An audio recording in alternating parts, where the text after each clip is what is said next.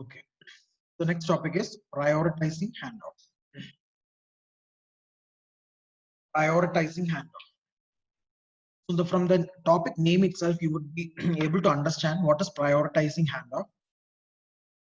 Certain calls will have a higher priority with respect to another calls. For example, like a call from a fire station, or call towards a fire station, or call towards a mobile ambulance.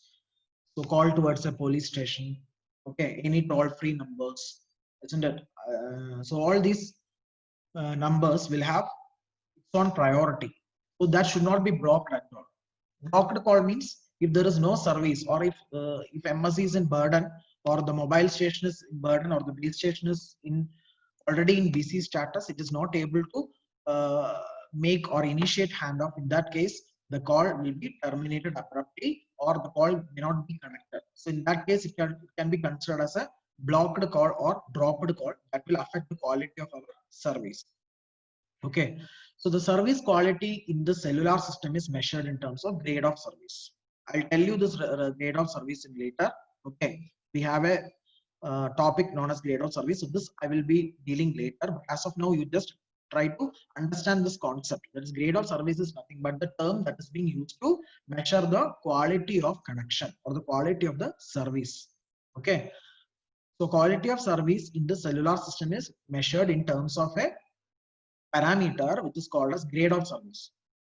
So if the voice quality is very less, why the voice quality is very less? Because handoff has not initiated, or I am sufficiently away from the base station. Okay, consider I am the mobile user and I have moved away from the base station and I have migrated to the new cell, but still I have not allocated the new base station or new channels, or handoff has not initiated till this particular point of time. In that case, my call will be terminated, or it will be in a blocked call. It will be considered as a dropped call or blocked call.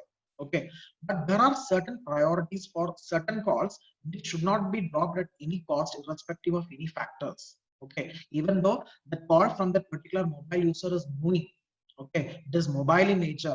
If it is in a train or if it is in a high-speed vehicle, still handoff has to happen.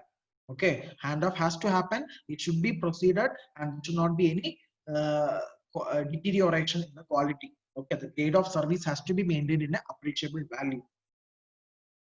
The dropped call is more aggravating than an occasional blocked call, isn't it?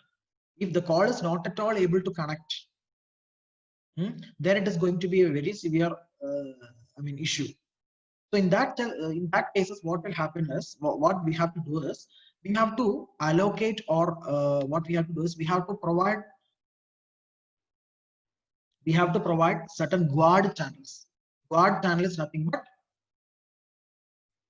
we have allocated those n number of channels exclusively for certain handoff requests. They may not be assigned for the host subscribers. Clear? Suppose there are 10 number of subscribers under base station. Okay, we are trying to request, or we are trying to initiate a call towards our base station, but base station is not able to provide channel to us. Why? Because all the channels allocated, all the channels assigned to that particular cell is in use. Currently, it is in use. So we not be able to connect our call. So I will not get service. But at the same time, there are certain channels in the cells which are called guard channels, which is exclusively allocated for the handoff calls. Means to serve the call from the nearby cells, these particular channels have been allocated.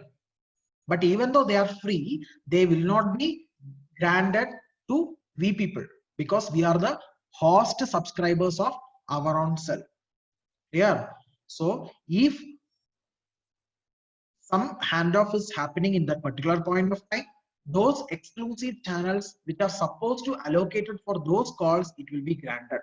But those channels, it will not be granted to the host subscribers. Host subscribers means the subscribers which is being registered under that particular base station or under that particular cell. If new calls are migrating, or if new users are migrating from neighboring cells to our cell, then the handoff has to happen, because they are prioritized call. then the handoff has to be happened, and the new channels or the new base station should serve them. Okay, so in that case, scarcity should not be there. There should not be any situation where handoff is not taking place, because they are prioritized call. Because these channels are called as guard channels, and these guard channels are responsible to allocate only for the migrating calls or only for the handoff calls. Okay.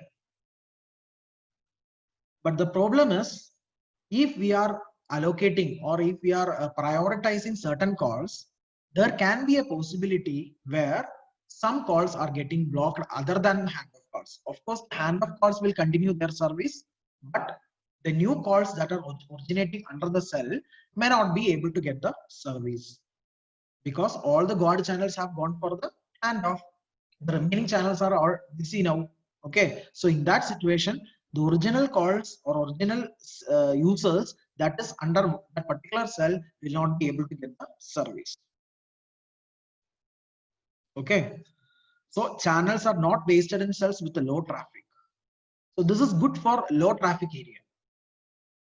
This particular strategy or prioritizing handoff is acceptable. It is performing well in case of rural areas, because in rural areas you can see the traffic is very less and the number of calls initiated per unit of time is very less in a particular cell.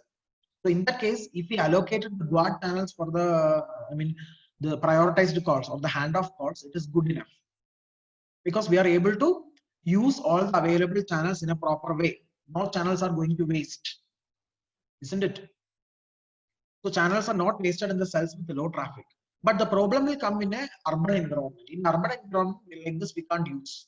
We can't allocate guard channels to a prioritized calls or the handoff calls as such, because already the subscribers under one cell is very large in number and the call initiation rate is huge in number. So in that case, we need to take the handoff calls as well as the calls originating from the hospitals together.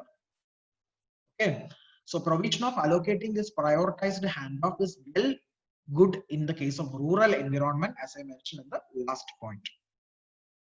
Actually, this is a good strategy for dynamic channel allocation.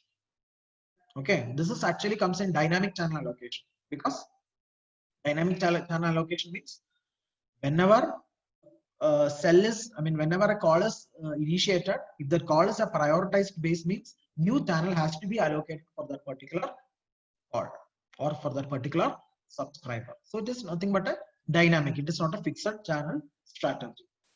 So that particular strategy is performing well only in the case of rural areas. Why? Because in the rural areas, the number of subscribers is very less. The call initiation rate, the call arrival rate is very less. In that case, we need to handle only less number of traffic in particular duration of time, so that the available channels, whatever we have, a portion of that particular channel can be reserved. Okay, they can be reserved as a guard channel. Reserved channel in the sense, those set of channels will not be taken for the normal service. They will be allocated only for the handoff calls. Clear?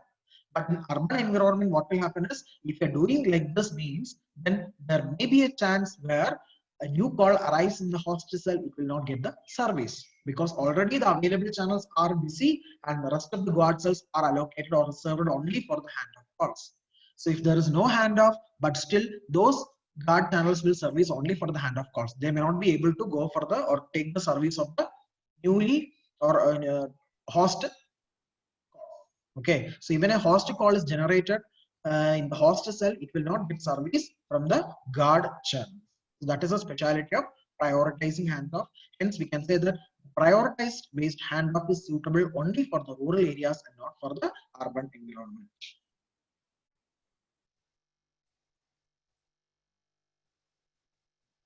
Is that clear for you?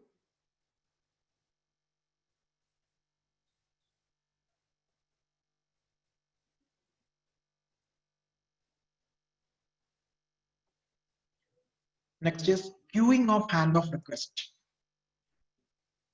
Suppose multiple handoffs are taking place, okay, under one base station. Then I told you in the second generation or in the digital cellular system, It is not the responsible of MSC to decide the handoff. Only base station is going to decide when to take handoff or when to initiate the handoff. So if more than one handoff is requesting, then it will be queued.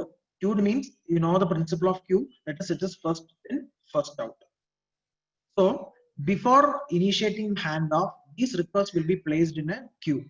Okay. So whatever the first handoff has been requested, those subscribers will be provided the service in an initial basis. So all the others which are in the queue can keep trying during that time period instead of having a single block or no block decision. So they may not be blocked at all. They will get the service, but only based upon the queue. So all the handoff requests are placed in a queue if more than one handoff requests are placing simultaneously. Okay. But if the prioritized request means they will be placed in first in the queue.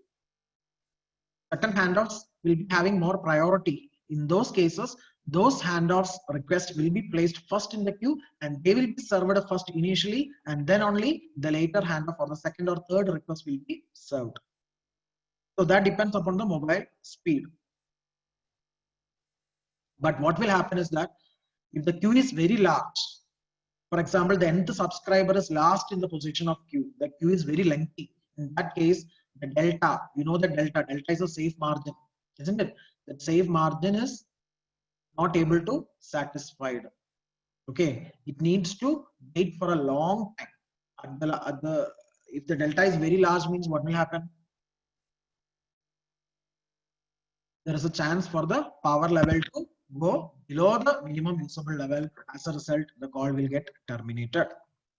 Okay, so call will get dropped out if time period expires. So the handoff request can be placed in a queue for a definite period of time.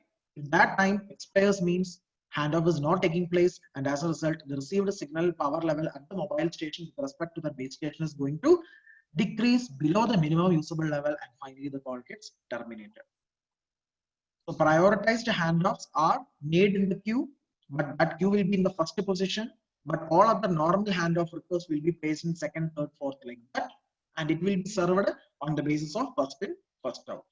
The remaining calls can keep on trying for the service to happen, but there is no chance. There is a less chance of blocking. How that blocking or drop the call can occur? Only if the time expires. If the queue is very lengthy, there is possibility of calls to be dropped out if and only if the time period expires. Time period expires in the sense power level has gone below. The received power strength has gone below because I am moving away from the base station. The mobile user is still moving, but my power level has gone beyond the appreciable level, and I am not able to get the handoff because I am in the queue. My request is in the queue. So ultimately, the time period expires and the call is aborted or it is being terminated.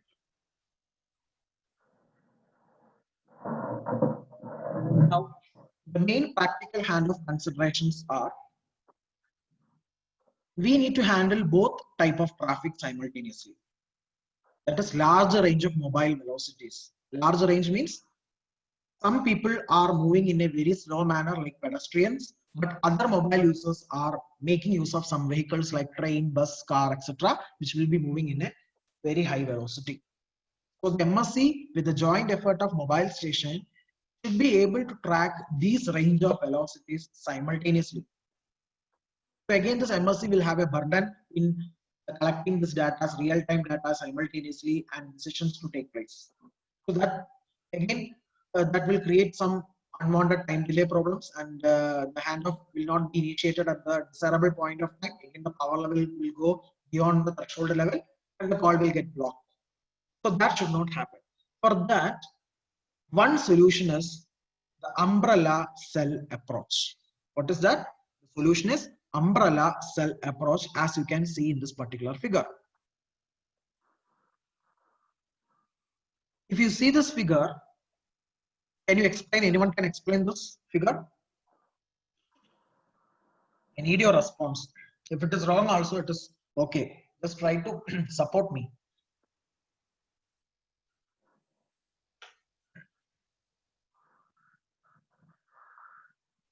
Any idea with this figure?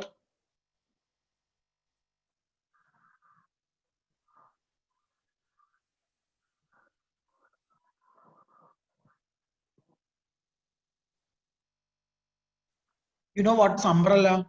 You will have a peak point in the umbrella, and gradually what will happen? It will come down, isn't it? The surface will come down. You will have a peak point at one point of time or at one instant, and gradually that surface will decrease. Isn't it? The same thing is happening over here also. You will have a high power transmitting antenna which is large in height. This height of this tower is very huge.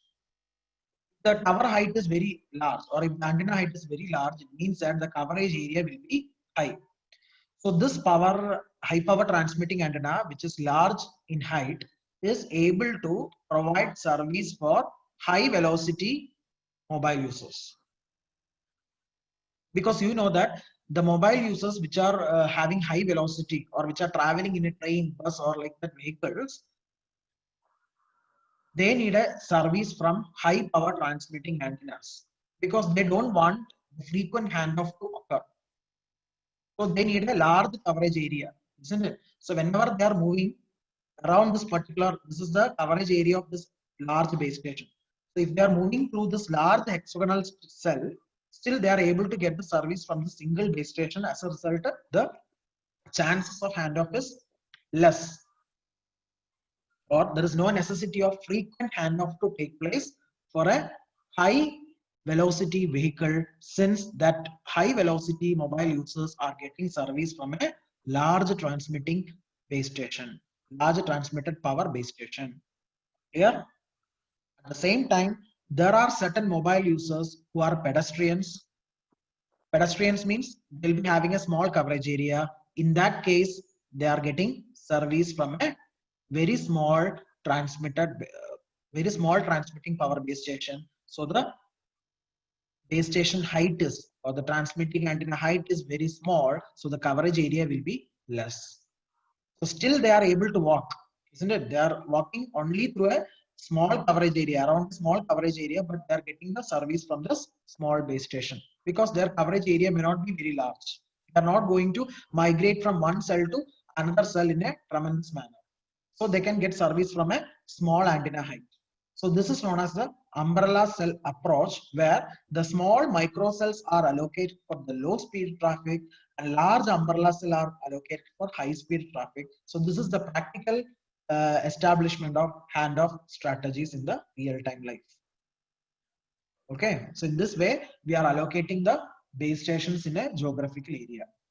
So if you take any cell, inside that one large hexagonal cell, you will have a small hexagonal cells, where each small hexagonal cell will have a small antennas, and to cover the entire hexagonal cell, that is a large hexagonal cell, you will have a large base station at the center. So this is known as umbrella cell approach. Is that clear for you? Yes, sir. Okay. The main advantage of using this approach is the MSC is able to handle both kind of users. Even if it is high speed vehicle, high speed users or low velocity users, both the range of users they can handle simultaneously. So I would like to stop the class now and I will be continuing in the third hour. Kindly join. Thank you all. Thank you, sir.